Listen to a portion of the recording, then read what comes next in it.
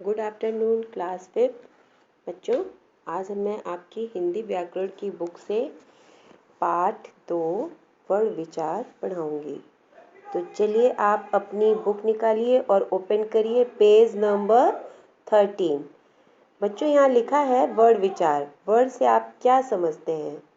वर्ण अक्षर होते हैं जैसे अ आ इ ई क ख च छ आदि ना। अब आप देखिए यह अक्षर जब हम बोलते हैं तो बहुत छोटी सी ध्वनि उत्पन्न करता है। अ ई उ है ना, छोटी सी ध्वनि उत्पन्न करता है ना। तो यही जो छोटी ध्वनि या अक्षर होते हैं इन्हीं अक्षरों को लिखने को ही वर्ण कहते हैं, है ना। ये जो अक्षर होते हैं अ आ इ ई, इन्हीं को, ये छोटी ध्वनि है ना। इन अक्षरों के हम और टुकड़े भी नहीं कर सकते हैं। तो वह छोटी से छोटी ध्वनि जिसके और टुकड़े नहीं किए जा सकते वर्ण या अक्षर कहलाते हैं, है ना। वर्ण या अक्षर कहलाते हैं जैसे अ आ इ ई क ख च छ आदि।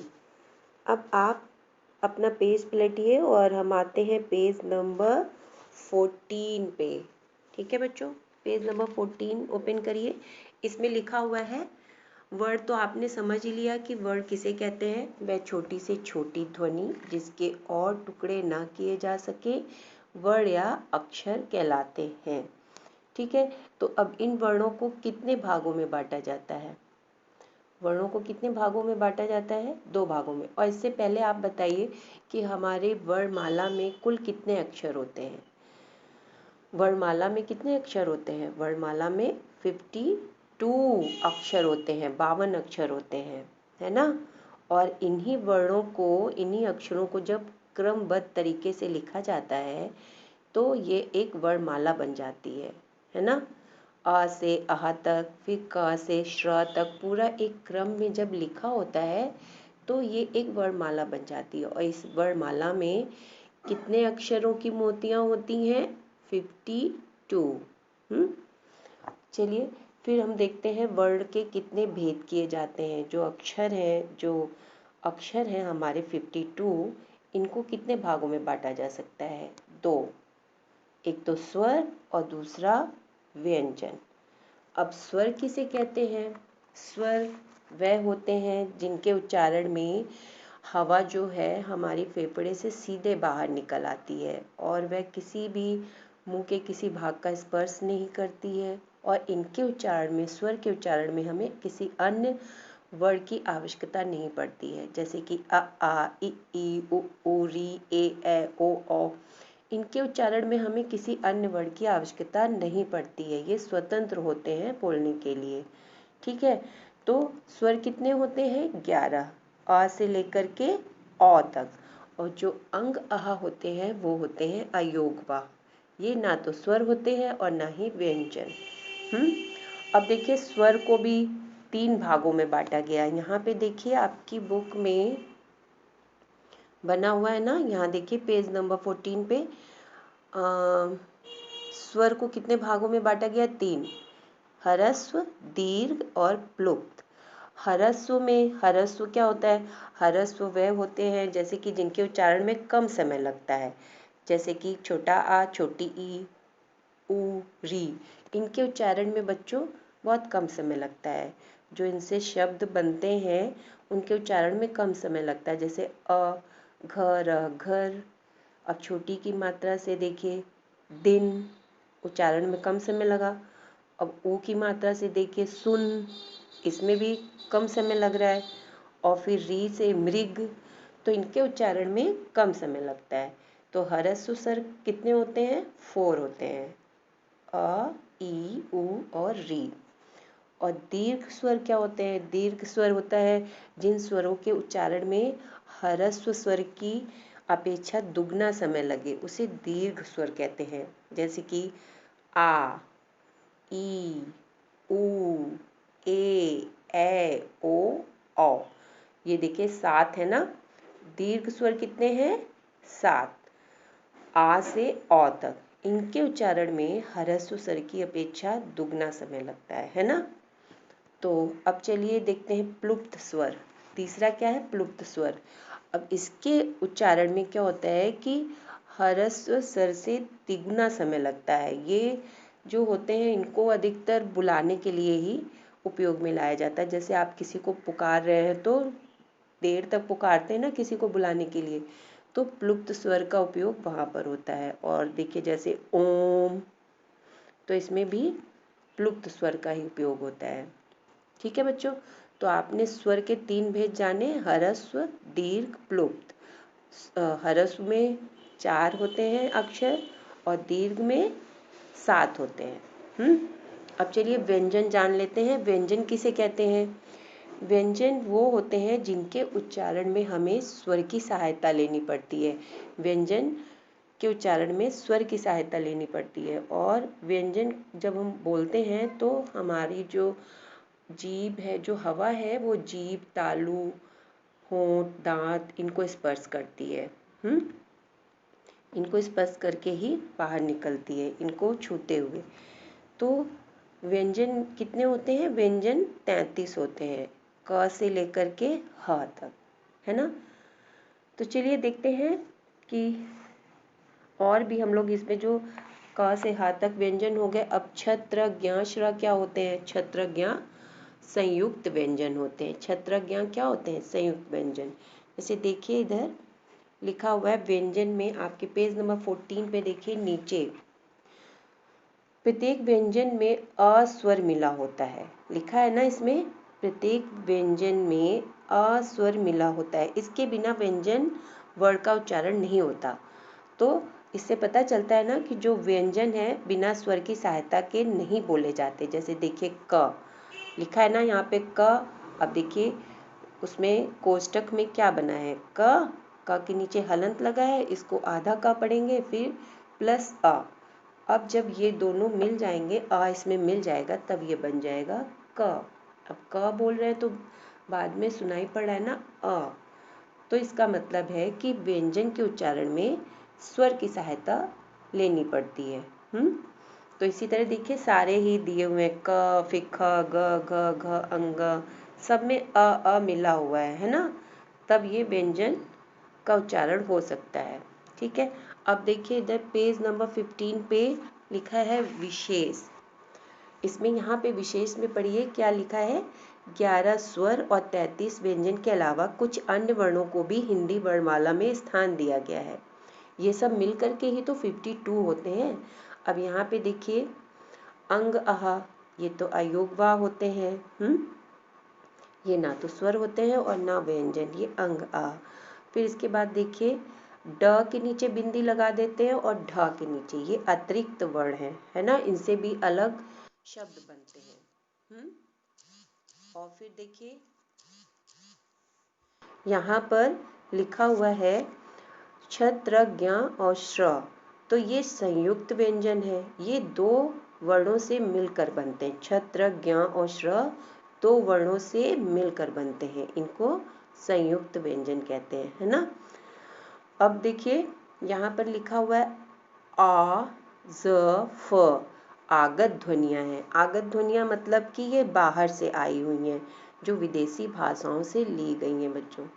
ठीक है, तो ये आगत ध्वनियाँ हैं। अब देखिए हमारी वर्णमाला में वर्ण में 52 अक्षर होते हैं। अब व्यंजन के भेद देख लीजिए, व्यंजन के भेद। अब ये स्वर के भेद हमने देखे, अब व्यंजन के भेद देखिए। उच्चारण के आधार पर व्यंजन के 3 भेद होते हैं, है ना। जैसे कि पहला है स्पर्श, दूसरा अंतस्थ और तीसरा ऊष्म, है। तो स्पर्श में कितने आते हैं? स्पर्श में 25 होते हैं अक्षर, और ये होता है देखिए 25 होते हैं ना स्पर्श व्यंजन। और स्पर्श व्यंजन किसे कहते हैं? जिन वर्णों के उच्चारण में हवा फेफड़ों से निकलती हुई कंठ, तालु, मूर्धा, दांतों, होठों को स्पर्श करती है, उन्हें स्पर्श व्यंजन कहते हैं। और स्पर्श व्यंजन होते हैं 25। देखिए इन्हें 5 वर्गों में बांटा गया। इधर देखिए ये पर्पल कलर के उसमें लिखा हुआ है व्यंजन, वर्ग और उच्चारण स्थान। अब देखिए यहाँ पे क, ख, ग, घ, अंगा, तो ये कंठ से निकल रहा है ना, कंठ से आवाज निकल रही है, क ख ग घ अंग, ये कंठ वाले हो गए। अब देखिए च छ ज झ इय, और ये जो आगत एक है, आगत अक्षर है ना ज, और फिर य और श, य और श, ये भी शरीफे वाला श जो होता है बच्चों, इसको भी बोलने के लिए तालु का स्पर्श किया जा रहा है। ये तालु वाले हो जाते हैं, तालव्य, इन्हें तालव्य वर्ण कहा जाता है। च छ ज झ इय, आप अपना जब उच्चारण करिए तो देखिए आपकी जीभ कहाँ स्पर्श कर रही है, तो ये तालव्य हो गए। अब देखिए ट ठ ड ढ अड़, और जो ट और ड और ढ में बिंदी लगा के अतिरिक्त वर्ण बन जाते हैं, और एक षटकोण वाला श, ये मूर्धा है। यहाँ मूर्धा जैसे कि जब आप देखिए आप बोलेंगे तो जीभ देखिए कहाँ स्पर्श कर रही है, ट ठ ड ढ अड़ा।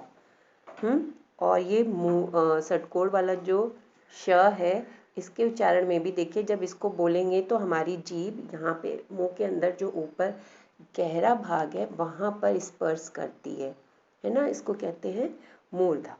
अब देखिए त थ द ध न, इसको बोलते समय हमारी जो जीभ है वो दंत को, हमारे दांत को स्पर्श कर रही है ना, त थ द ध न। तो यहाँ पे देखिए ये स्पर्श करिए दांत को, तो ये दंतव्य वाले हो जाते हैं। ठीक है, यहाँ पे कंठ लिखा है, मुझे तो लगता है ये दंतव्य हो जाएंगे, दंत से बोला जा रहा है। देखिए त, यहाँ स्पर्श हमारी जीभ जिसे कर रही है, त थ द ध न। ठीक है, अब देखिए दूसरा क्या है नेक्स्ट, प फ ब भ म। इसके उच्चारण में बच्चों हमारा जो होंठ है, हमारे होंठ स्पर्श कर रहे हैं, तो इसको होंठ वाले कहा जाता है, ओष्ठ है, दंत ओष्ठ है ना, इनको ये कहा जाता है। कंठ से इन दोनों का नहीं मतलब है, प फ ब भ म, और ये फ जो एक आगत ध्वनि है, फ इसके नीचे बिंदी लगी हुई है, नुक्ता, जो बिंदी लगी है इसको नुक्ता बोला जाता है। तो ये हमारे होंठ वाले ओष्ठ है। ठीक है, अब चलिए अगला पढ़ते हैं। ये व्यंजन का एक भेद हमने पढ़ा, स्पर्श व्यंजन, है ना, तो ये म तक है, क से लेकर के म तक स्पर्श व्यंजन 25। अब देखिए ख क्या है, अंतस्थ, अंतस्थ में आता है य र ल व। अंतस्थ में देखिए क्या होता है, इन वर्णों का जो उच्चारण होता है वो स्वरों और व्यंजनों के मध्य होता है ना, इसीलिए इनको अंतस्थ कहा जाता है। इनके उच्चारण में जीवा जो है, हमारी जीभ, तालु, दांत और होंठों से स्पर्श होता है, परंतु यह स्पर्श पूरा नहीं होता है। जब इसे आप बोलते हैं तो ये पूरा नहीं होता है। देखिए य र ल व, तो पूरा स्पर्श नहीं हो रहा है, तो इसको अर्ध स्वर भी कहा जाता है। ठीक है बच्चों, अब ये अंतस्थ हमारे चार हैं, य र ल व। ऊष्म, ऊष्म क्या होते हैं, ऊष्म वो होते हैं जब जिनका उच्चारण करते समय वायु जो है मुख में टकरा करके ऊष्मा, गर्मी पैदा करती है, ये ऊष्म होते हैं, है ना। तो ये भी हमारे चार हैं, श, च, श और स, है ना। ये वाला है, इसमें यहाँ पे स्पर्श करते हैं ना, यहाँ पे तालु के पास स्पर्श करते हैं, जो ये बड़ा श होता है, इसको उच्चारण करते समय तालु के पास श। और ये जो षटकोण वाला है ये है मूर्धा, इसका उच्चारण करेंगे, यहाँ गड्ढा जो अंदर होता है ना गहरा, वहाँ पे जीभ का स्पर्श करके बोलते हैं श। और जो ये छोटा स है तो इसको यहाँ आगे यहाँ पर लगा करके दांत के पास लगा करके इसका उच्चारण करते हैं स। ठीक है, अब देखिए ह, ह जो है वो काकल्य है, ये स्वर यंत्र मुखी है। ह क्या है, काकल्य। जब ह का उच्चारण कर रहे हैं तो पूरा यहाँ गले के पास से देखिए ये निकल रही है ह, ह, तो इसको काकल्य बोलते हैं। ओके, ठीक है बच्चों, हमने अभी स्वर और व्यंजन के भेद जाने। ठीक है, अब पढ़ते हैं हम लोग मात्राएं। मात्राएं बच्चों क्या होती हैं, मात्राएं, ये आ को छोड़कर प्रत्येक स्वर, आ की तो कोई मात्रा होती नहीं है, तो आ को छोड़कर प्रत्येक स्वर वर्ण जो होता है, जैसे कि आ, ई, उ, री, ओ, ये वर्ण के साथ मिलाकर लिखने के लिए एक चिन्ह निर्धारित किया जाता है ना, तो इसी की मात्रा होती है। आ, ई इनकी मात्रा होती है, तो आ से औ तक 10 मात्राएं होती हैं। और बच्चों, समान वर्णों में अलग अलग चिन्हों का प्रयोग करने पे, जैसे कि समान वर्णों में अलग अलग चिन्हों का प्रयोग करने से नए शब्द बन जाते हैं। जैसे कि देखिए, फल, फल है, अब इसमें फा पर बड़े ऊ की मात्रा लगा दिया, फूल, तो बन गया ना, समान वर्ण थे, ये समान शब्द थे, और इनका क्या कहते हैं, जब हमने इसमें मात्रा लगा दी तो इनका उच्चारण और अर्थ दोनों ही बदल गया है ना। अब देखिए, इसी तरह और भी हैं, जैसे कि तल, अब ता पे आ की मात्रा लगा देंगे, ला पर तो ताला। इसी तरह कल, का पर ए की मात्रा लगा देंगे, ला पर आ की मात्रा, तो बन जाएगा केला। तो इसी तरह जो मात्राएं होती हैं, इनका जब उपयोग किया जाता है तो एक नया शब्द बन जाता है और इनका उच्चारण और अर्थ दोनों ही बदल जाता है। ठीक है, तो इसलिए हम लोग मात्राओं का प्रयोग करते हैं। और मात्राएं हमारी होती हैं 10, स्वर की मात्रा ही होती है, ये व्यंजन के साथ मिलती है। ठीक है, तो चलिए अब पेज टर्न करिए और आइए पेज नंबर 16। अब यहाँ पर देखिए, इसमें चार्ट में दिखाया हुआ है मात्राओं के बारे में, इनका उदाहरण भी दिया हुआ है कि मात्राओं का प्रयोग करने से कैसे आ की मात्रा, फिर आ की तो कोई मात्रा नहीं होती है, आ की मात्रा, ई की मात्रा, इन सब का देखिए इसी से उच्चारण और शब्द का अर्थ भी बदल गया है। अब बच्चों देखिए, इधर नीचे लिखा है संयुक्त व्यंजन। संयुक्त व्यंजन मैंने बताया था ना, छत्र, ज्ञ, ये 2 वर्णों से मिलकर बनता है। जैसे देखिए नीचे यहाँ पर लिखा हुआ है छ, किससे बना है, क और श से। फिर त्र किससे बना है, त और र से मिलकर बना है। और इसी तरह देखिए ज्ञ किससे बना है, ज और इया, दो देखिए वर्णों से मिलकर के ये बना है, इसीलिए इसको संयुक्त व्यंजन कहते हैं। इसको आप ध्यान से पढ़िएगा और आपको याद होना चाहिए कि ये किन 2 वर्णों से मिलकर बना है। अब नेक्स्ट पे आते हैं द्वित व्यंजन। बच्चों, द्वित व्यंजन भी एक प्रकार से संयुक्त व्यंजन ही है। इसमें 2 समान व्यंजन आपस में जुड़े रहते हैं, 2 समान व्यंजन। जैसे देखिए इसमें पत्ता, इसमें पत्ता में आधा ता और पूरा ता, यही है द्वित व्यंजन। समान वर्ण है ना, ये आपस में जुड़े हैं, समान है, आधा ता और पूरा ता, ये हो गया द्वित व्यंजन। चम्मच, इसमें देखिए म है, आधा म पूरा म। बिल्ली, इसमें आधा ला पूरा ला। बच्चा, इसमें आधा च और पूरा चा, ये दोनों, ये सब द्वित व्यंजन है। अब देखिए संयुक्त आक्षर, ये क्या होता है संयुक्त अक्षर, यह भी संयुक्त व्यंजन का ही एक रूप है। यह 2 अलग अलग व्यंजनों के संयुक्त होने से बनता है। इसमें हम 2 अलग अलग, द्वित व्यंजन में 2 समान वर्णों को मिलाया गया था और इसमें संयुक्त अक्षर में 2 अलग अलग व्यंजनों को मिलाया जाता है। जैसे देखिए क्यारी, क्यारी में आधा का य से मिल गया। विद्यालय, विद्यालय में आधा द य से मिला है। 11, 11 में आधा गा य से मिल गया है। और मगरमच्छ में आधा च छ से मिला है। तो ये 2 अलग व्यंजन हैं जो कि मिलकर बने हैं। ठीक है, इसको कहते हैं संयुक्ताक्षर। अब चलिए इधर र के विभिन्न प्रयोग पढ़ते हैं हम। र के विभिन्न प्रयोग, हिंदी वर्णमाला में र एक विशेष वर्ण है क्योंकि इसे अलग अलग तरीके से लिखा जाता है। अब देखिए र को किन तरीकों से लिखा जाता है। पहला है जब र के आगे या पीछे वाले वर्ण स्वर युक्त हों, जैसे कि इधर देखिए रहमत है ना, रहमत। और फिर क्या है आराम, आराम में देखिए र जो लिखा उसके आगे स्वर है। अब शरबत में भी स्वर है, आ लगा हुआ है, अक्षर, तो इसका मतलब है जब र के आगे या पीछे वाले वर्ड स्वर युक्त हों तो र अपने सामान्य रूप में ही लिखा जाता है, र की तरह ही लिखा जाता है।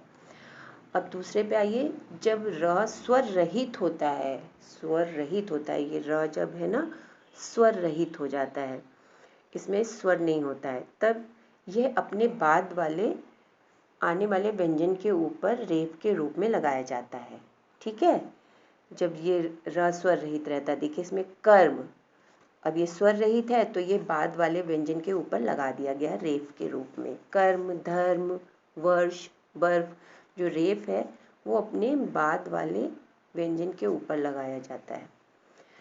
अब नेक्स्ट है, जब स्वर र स्वर युक्त हो लेकिन उसके पहले आने वाला व्यंजन स्वर रहित हो तो उस व्यंजन की खड़ी पाई के साथ पदेन के रूप में लिखा जाता है।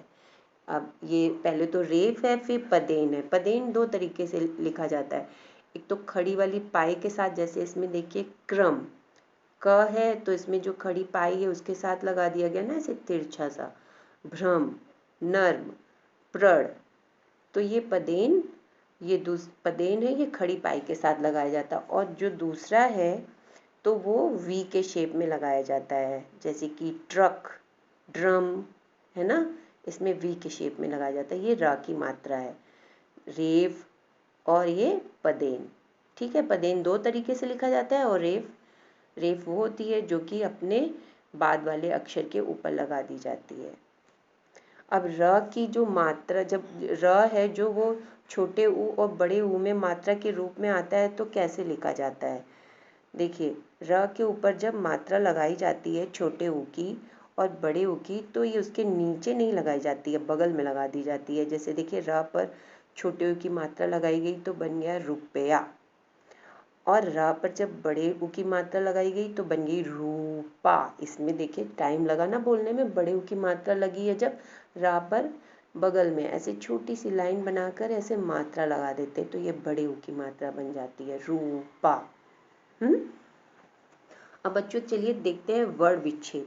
विच्छेद का अर्थ होता है अलग करना, जो प्रत्येक शब्द में अनेक वर्ण होते हैं ना, वर्ण विच्छेद, देखिए नाम से ही पता चला अलग करना। तो जो शब्द है इनमें एक एक अक्षरों को अलग किया जाता है, यही वर्ण विच्छेद होता है। जैसे कोई एक शब्द है उसके अलग अलग अक्षर लिखे जाएं, इनको वर्ण विच्छेद कहा जाता है। तो इसमें देखिए यहाँ पे जैसे एक उदाहरण है बहुत, बहुत, अब बहुत में कितने, देखिए कितने इसमें वर्ण हैं, बहुत, ब, पहले तो ब आधा ब होगा, उसके नीचे हलंत लगा देंगे, ये आधा ब बनेगा, प्लस आ, जब इसमें आ मिल जाएगा तब ये पूरा ब बनेगा। अब लिखेंगे हाँ, आधा ह, फिर इसमें छोटे ऊ की मात्रा लगी है, फिर प्लस त, त के नीचे हलंत लगाएंगे, फिर प्लस आ, तो देखिए ये वर्ण विच्छेद हो गया बहुत का। तो इसमें कितने अक्षर आ गए, 1 2 3 4 5 6 हो गए। तो बच्चों आप इसी तरह और भी जितने भी वर्ण विच्छेद हैं इनको आप देखिए और ये जो वर्ण विच्छेद है इसको आप कॉपी में करिएगा। और आज मैंने एक असाइनमेंट इसी का भेजा है, प्रश्न उत्तर, वो आप अपनी कॉपी में लिख लेंगे। ठीक है, और ये वर्ण विच्छेद के जो भी अन्य उदाहरण ये दिया हुआ है ना, इसको अपनी कॉपी में लिखिएगा। ठीक है बच्चों, और इसकी जो एक्सरसाइज है ये आपको इतना समझ में आ गया तो ये जो अभ्यास कार्य है ये आज आप कर लीजिएगा। प्रश्न उत्तर मैंने आपको करके दिया है, वो आप कॉपी में लिखेंगे, असाइनमेंट में दिया हुआ है मैंने। ओके बच्चों, okay, have a nice day.